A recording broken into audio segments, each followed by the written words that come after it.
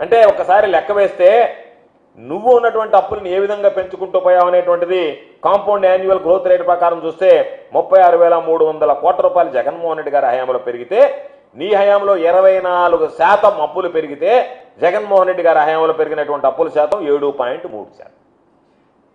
కాబట్టి దానికి ప్రకారం మనం ఏదైనా సరే వేసుకునేటప్పుడు సిఏజీఆర్ ప్రకారం వేసుకోవాలి. సిఏజీఆర్ ప్రకారం లెక్క చేస్తే తమ హయాంలో ఉన్నటువంటి 24%, ఇక్కడ ఉన్నటువంటి 7.3% ఉన్నటువంటి వ్యత్యాసాన్ని గమనించండి. అదేవిధంగా డిస్కంల నికర విలువ 2014 వచ్చేటప్పటికి వాటికి నికర విలువ చూస్తే 4,315 కోట్లు మైనస్తో ఉన్నాయి. తమలో 5 ఏళ్ల పాలనలో అది మరింత దారుణంగా క్షీణించి వాటి మైనస్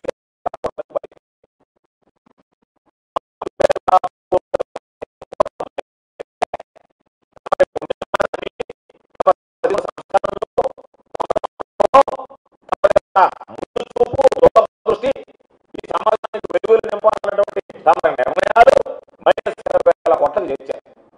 అదేవిధంగా విద్యుత్ విధానాలకు సంబంధించి కానీ కొనుగోలు ఒప్పందాలకు సంబంధించి కానీ ఎన్ని అక్రమాలు మొత్తం ఎక్కడ పారదర్శకత అనేటువంటిది మత్తుకైనా కనిపించకుండా మొత్తం అక్రమాల మయమయ్యి ఈరోజు దాదాపుగా ప్రభుత్వ ఖజానాకి తీవ్ర నష్టం వాటిల్లేటువంటి విధంగా నీ స్వప్రయోజనాలే పరమావధిగా నువ్వు రాష్ట్రానికి సంబంధించినటువంటి ఒప్పందాలు కుదుర్చుకున్నావు తప్ప ఎక్కడన్నా రాష్ట్ర ప్రయోజనాలని రాష్ట్ర ప్రజల ప్రయోజనాల గురించి నువ్వు ఆలోచన చేసావా? దానికి కారణాలు చెప్తాం. ప్రపంచవ్యాప్తంగా గ్లోబల్ వైడ్ విద్యుత్కి సంబంధించి సోలార్ విద్యుత్కి సంబంధించినటువంటి రేట్లు తగ్గుముఖం పట్టాయి. తగ్గుముఖం పడితే నువ్వు ఆ కంపెనీలతో కొమ్మక్కై అక్రమాలకు పాల్పడి యూనిట్ కరెంటు దాదాపుగా 7 రూపాయలు కొనుగోలు చేసే విధంగా నువ్వు ఒప్పందం చేసుకున్నావా లేదా? ప్రపంచవ్యాప్తంగా సోలార్కు సంబంధించినటువంటి విద్యుత్ పడిపోతూ ఉంటే విద్యుత్ రేట్లు తగ్గుముఖం పడుతూ ఉంటే నువ్వు వాళ్ళ దగ్గర లాలూచిపడి 7 రూపాయలకి యూనిట్ కరెంట్ కొనుగోలు చేసేయడానికి ఒప్పందం కుదుర్చుకున్నటువంటి వాస్తవమా కాదా? ఇది అంధకారానికి దారి తీసేటువంటి నిర్ణయమా, వెలుగులు నింపేటువంటి నిర్ణయం అనేటువంటిది చంద్రబాబు నాయుడు గారు చెప్పాల్సినటువంటి అవసరం.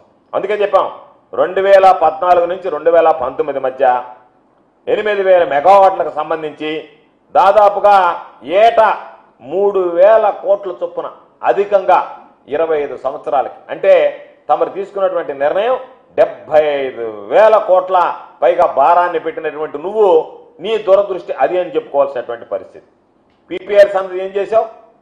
పీపీఎల్ విషయంలో కిలోవాట్ విద్యుత్తుకి ₹5.25 నుంచి ₹5.90 వరకు చెల్లించేటువంటి విధంగా నువ్వు ఆ రోజు ఒప్పందాలు కుదుర్చుకున్నటువంటి మాట వాస్తవమా కాదా? దానికోసం ఏం చేశావు? అవి నీకు లాభాన్ని ఆర్జించి పెడతాయి కాబట్టి ఒక పథకం ప్రకారం థర్మల్ విద్యుత్తుని తగ్గించడానికి ఆ థర్మల్ విద్యుత్ కంపెనీలు కానీ థర్మల్ విద్యుత్ ఉత్పత్తి కానీ ఉద్దేశపూర్వకంగా తగ్గించినటువంటి పరిస్థితి.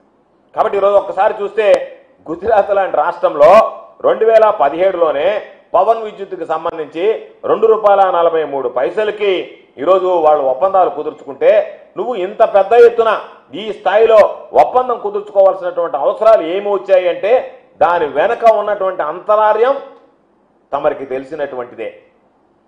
స్వార్థ ప్రయోజనమా, రైతుల ప్రయోజనమా, రాష్ట్ర విద్యుత్ వినియోగదారుల ప్రయోజనం అనేటువంటిది నీకు తెలుసు, నీ అంతరాత్మకు తెలుసు. కాబట్టి ఈరోజు మరలా పాపం దొంగే దొంగ దొంగ అన్నట్టుగా తనకేమీ తెలియనట్టుగా ఆయన మాట్లాడుతున్నాడు. ఈరోజు నువ్వు అన్నావు ఉచిత విద్యుత్తుని గురించి మాట్లాడుతున్నావు. ఏం మాట్లాడావు నువ్వు 2004 ముందు?